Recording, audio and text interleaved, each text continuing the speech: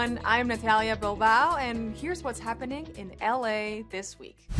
The efforts of the Housing Authority of Los Angeles to keep our youth connected and with access to learning resources was recently awarded on a national All-America city level. Aside from educational resources and connectivity, HACLA also provides housing support to underserved communities. Check it out. Good morning, Avalon Gardens. It is wonderful to be here today, and what a wonderful opportunity to celebrate.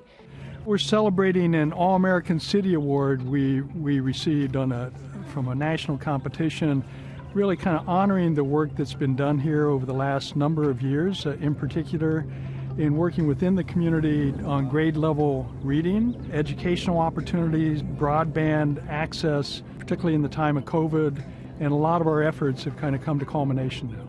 As part of this collaboration with HACLA, the mayor's office worked closely during the pandemic to provide connectivity to youth. We provided Wi-Fi hotspots to K through 12 students. We also partnered with the library to make sure we could distribute those devices, as many of locations that would typically distribute during the pandemic were closed. So it was crucial to work with the library to reach families, as well as to work with HACLA to reach students in need. HACLA plays an important role in our community. They provide housing for thousands of our residents. From the very beginning, we have worked closely with HACLA in making sure that the residents are taken care of, that the resources are there, that the physical site is improved. And so we're excited with this collaboration partnership, providing digital access to our residents here, youth and older citizens as well. Connectivity is a huge problem, more than some may realize. We have about 15% of Angelenos across the city without connectivity. But when we look in our unserved and underserved communities, the number disaggregated increases to about 40% of Angelenos without broadband in the home, which makes a difference when you're trying to do your homework, when you're trying to have a telehealth appointment, when you're trying to apply to a job. It's an honor to be considered for this National Civic Award that we've received. 10 communities around the country, but we're the largest city in the country to receive this, and it's a nice recognition of all the hard work that's gone into this. Did you know that having native plants in your house or garden can save you a lot of water? The second annual Tarzana Native Plant Fair provided an opportunity for people to discover some of the most popular native plants of Southern California and learn about best practices to help protect our ecosystem. Take a look.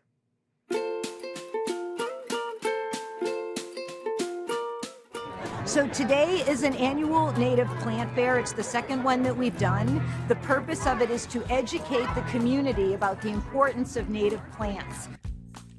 The Tarzana Native Plant Fair is primarily to help people understand that native plants are very affordable, and beyond that, it will save them money because they require very, very little water.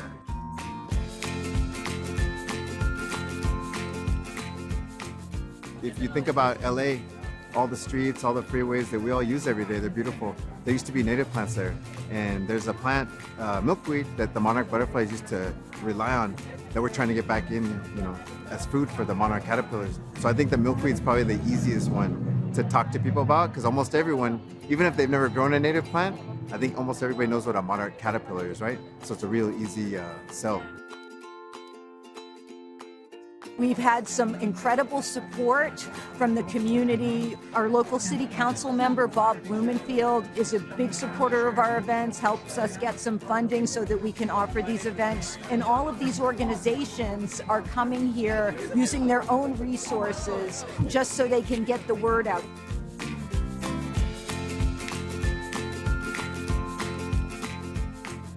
I'm here with one of my colleagues at Tree People. We do a lot of native habitat restoration. We're trying to get 3 million trees in LA over the next couple years. And so we're talking to people who might want to come volunteer with us. We have a ton of opportunities to come out, plant some trees, learn about different ecosystems, and it's a wonderful opportunity to learn more about the environment of Southern California. Leimert Park celebrates MLK Freedom Fest 2023. The Los Angeles City Council approves protections for freelance workers, and LA City Controller Kenneth Mejia releases the annual revenue forecast report. These stories up next on City Beat.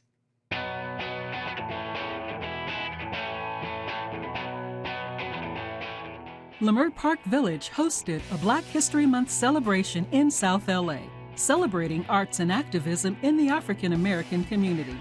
The theme for the event, Justice Together, honored the legacy of Dr. Martin Luther King Jr. with spoken word and music. The event usually takes place after the Kingdom Day Parade in January, but inclement weather postponed Freedom Festival to February. The Department of Cultural Affairs and council members Heather Hutt, Marquise Harris Dawson, and Curran Price sponsored the 2023 event.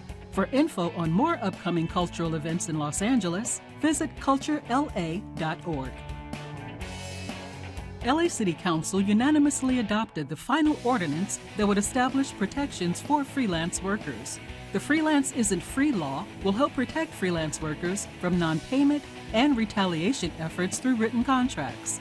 Freelancers make up 1/3 of the workforce in the U.S., and non-payment has become the #1 complaint.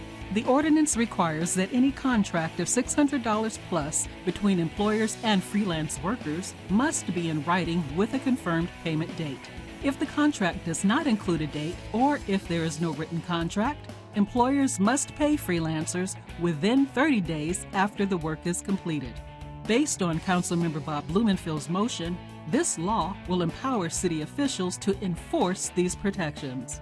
To keep up with the work of City Council, visit lacity.gov/government. City Controller Kenneth Mejia released the annual revenue forecast report for fiscal years 2023-2024. This report covers updated revenue estimates for the remaining current fiscal year 2023 and projections for fiscal year 2024. Mejia notes the local economy saw significant recovery from the effects of the pandemic during this fiscal year. For fiscal year 2024, the report says 2 of LA's 3 largest revenue sources will see modest growth: property tax by 4.44% and business tax by 3.08%. Although forecasts involve uncertainty, Mejia hopes the report will promote responsible budgeting in the fiscal year ahead. To learn more about the work of the Controller's Office, go to controller.lacity.gov.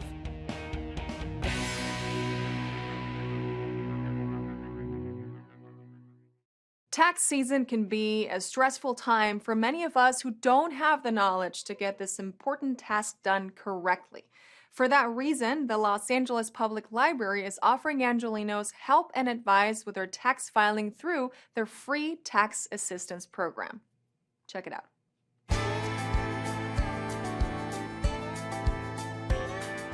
We are here at the North Hollywood Library to offer free tax assistance in partnership with Cal State Northridge and also the IRS Volunteer Income Tax Assistance through April 12th. The IRS VITA and the TCE, which is the Tax Counseling for Elderly, offer free tax assistance for people who are making $60,000 or less, persons with disabilities, and the limited English-speaking taxpayers who would need tax assistance. For a first appointment, the taxpayer must bring their Social Security card. They will need to bring other tax forms, health insurance forms, their ID, and if they're due a refund, their bank account information. It's usually done within one time, and we give them their copy and we do the e-file for them. You can visit our website to book an appointment online or in person. There you will find more information on what items to bring before making an appointment. Can you imagine having all the technology gadgets you need for college or work in one bag? That is what the Los Angeles Public Library is offering its members thanks to their Tech to Go bundle. This initiative is a convenient way to help people who need connectivity even when the library is closed. Check it out. I am talking about our Tech to Go bundle. Anybody that has a library card in good standing can check out one of our bundles. You get it for 6 months.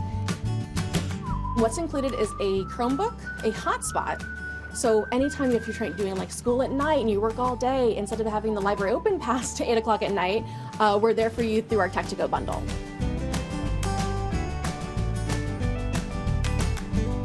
We started this program in early 2022 at only a few branches, but now they're available all 73 branches of the Los Angeles Public Library.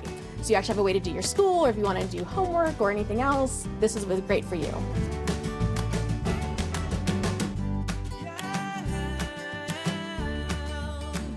There's a lot of people that just cannot afford having Wi-Fi at home or internet use, and our libraries aren't open all the time. So it really helps people to actually take that computer home and actually have Wi-Fi for their devices at home. Going back to school, and you're going to LA Valley College or any of our local colleges in the area, usually your semester is about 6 months long, so it's great to check out for January and you have it all the way through your whole semester. They can absolutely see everything on our website, lapl.org/tech2go.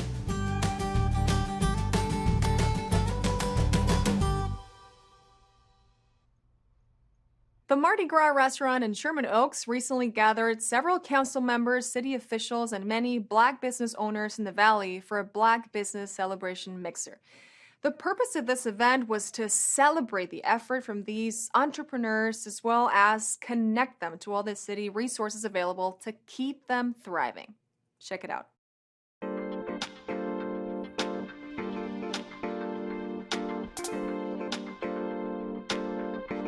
We are in Sherman Oaks at the Mardi Gras restaurant celebrating African American Heritage Month. We are here to support African American businesses and to support the African American business community as we celebrate Black History Month. Council District 4's contribution to Black History Month, we wanted to make sure that we were bringing Black business owners together to help people come together, to support one another, to make sure that the community knows how to support them, and to make sure that they can learn how the city can support them. Councilmember Rahman, Councilmember Lee, and I sponsored this event to help bring together Black businesses here in the Valley to ensure that they could be connected to all of the city services that are available for entrepreneurs and business people here in Los Angeles. We opened right when COVID started, and we've been on an uphill climb, back and forth, up and down. This gives us an opportunity now to capture different clientele, different customers. At the end of the day, I always tell people it's not, everybody scrounging to try to make a dollar, but all the resources pooled together gives us an opportunity to realize the direction that we want to go, the things that we want to fix, how we can make it better.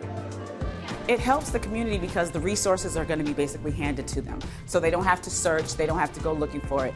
It'll be right there, and they get to actually talk to the people that hold these resources.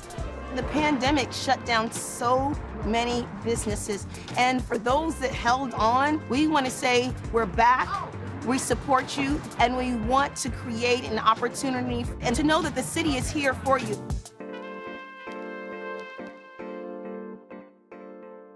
New Orleans, the official birthplace of jazz, will now have a special place in our city thanks to the renaming of part of Jefferson Boulevard as New Orleans Square. This area in Council District 10, where many New Orleans natives establish their homes and businesses, will carry a new historical meaning. New Orleans was established by the French in 1718, and since its founding has been a city of fun. Birthplace of jazz, good food, and pecan candy, the town became internationally famous when it began to whoop it up on Mardi Gras.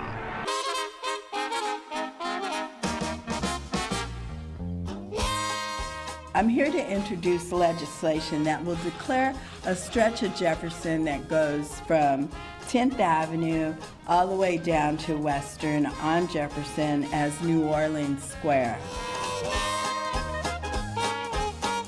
This Jefferson Boulevard corridor has historically been an area where so many that came from Louisiana and including New Orleans established businesses. They were able to purchase their homes here and they built their community. Think about the tens of thousands of families that were escaping the brutality and the trauma of not just post-emancipation slavery, but the cruelty of Jim Crow.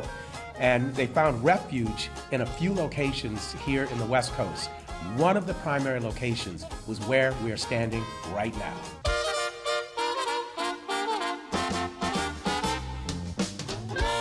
The culture here is phenomenal and incredible. So it's exciting to see that we're bringing this phenomenal moment in time to honor our past and move forward with the present, not only with the food and the culture, but also to celebrate the jazz as that comes along with the LA Jazz Festival. So this is very important for us.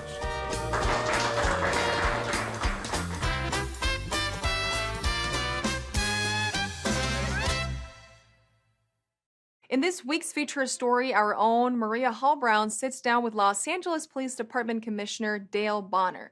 The commissioner discusses past and present uprisings, the role they played in the culmination of policy reforms, as well as other issues the force is currently addressing. Let's hear this story. As citizens, we all have varying degrees of understanding or awareness of the LAPD, but there are 5 citizens who are tasked with the responsibility to know everything that's going on within the department and help guide it. I'm delighted today to be joined by Police Commissioner Dale Bonner. It's nice to be here. Thank you. All right, in the last 5 years, there's been an enormous amount of things that have happened within the city, from a pandemic to demonstrations to the call for reform. Would you say that the heartache and drama surrounding the George Floyd incident was really an impetus for a lot of reform within the LAPD? Much of what we saw and heard even during and after the George Floyd situation was really started some years earlier. You had the Trayvon Martin killing in 2012 and Michael Brown in Ferguson, Missouri in 2015. And I look at those incidents and a series of others as kind of the gasoline that was trickling out around the country, and then the George Floyd killing was really the match that's ignited this uprising that we saw in 2020. The George Floyd killing and the 2020 protests had that same effect of accelerating a number of policy reforms and work on issues that had been underway for some time. With the passage of time, it's a new generation of officers. You take the issue of race, for example, where the historical conversation has been about the risk of 2 white male officers going into a black community and beating up black citizens. And sure, there's some risk of that happening today, but the common situation today is you have a multiracial unit of officers of different race going into multiracial communities. Now, of course, we saw in Memphis that race itself is not the determining factor, but that's part of the point. When you have 5 black officers who beat to death a black man, that's a key indicator itself, that there's something much more than race.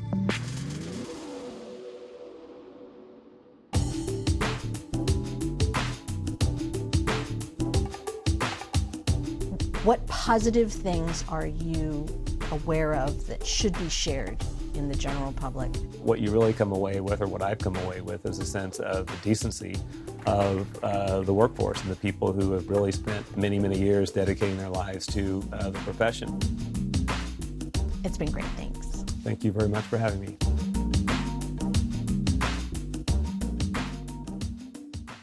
Learn about native plants on a foraging walk at Topanga State Park. Enjoy Bonita Bike's Dance Art Dance Show for all ages, or participate in this year's Los Angeles Marathon. All this up next on Things to Do.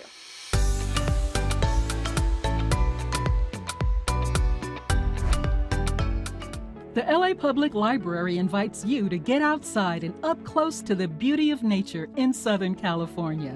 Holistic herbalist and forager Anthony Latorra will be your guide through Topanga State Park for a lesson in botany while wandering through the park's many trails. Anthony's lighthearted approach to teaching will give you a chance to explore the park with its spectacular views of the Pacific Ocean. While hiking, Anthony will talk about native plant species, basic botany, and best harvesting practices. This expedition is free and open to the entire family. The tour starts at Topanga State Park, Sunday, March 19th at 10 a.m.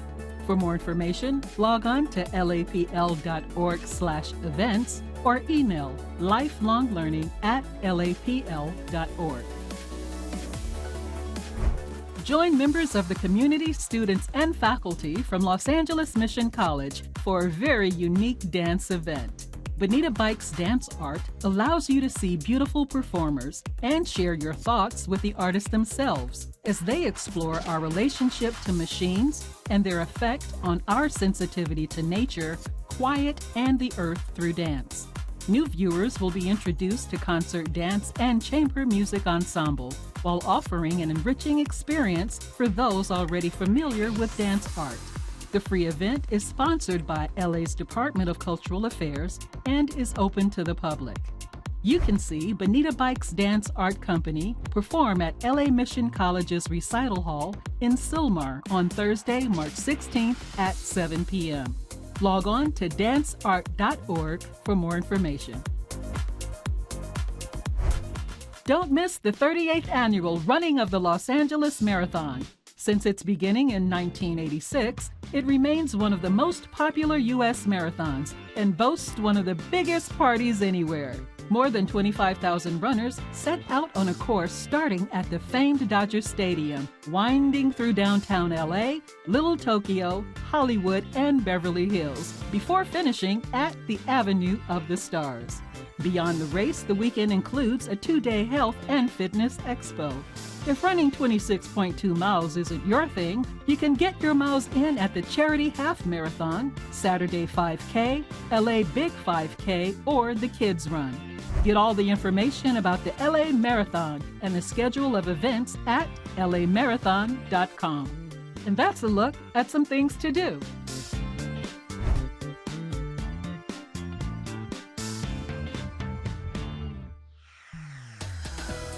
And that's it for this edition. I'm Natalia Bilbao, and from all of us here at LA This Week, thank you so much for joining us. A reminder that you can catch us online at lacitywiew.org, and we're also on Instagram, Facebook, Twitter, and YouTube. See you next time for more LA This Week.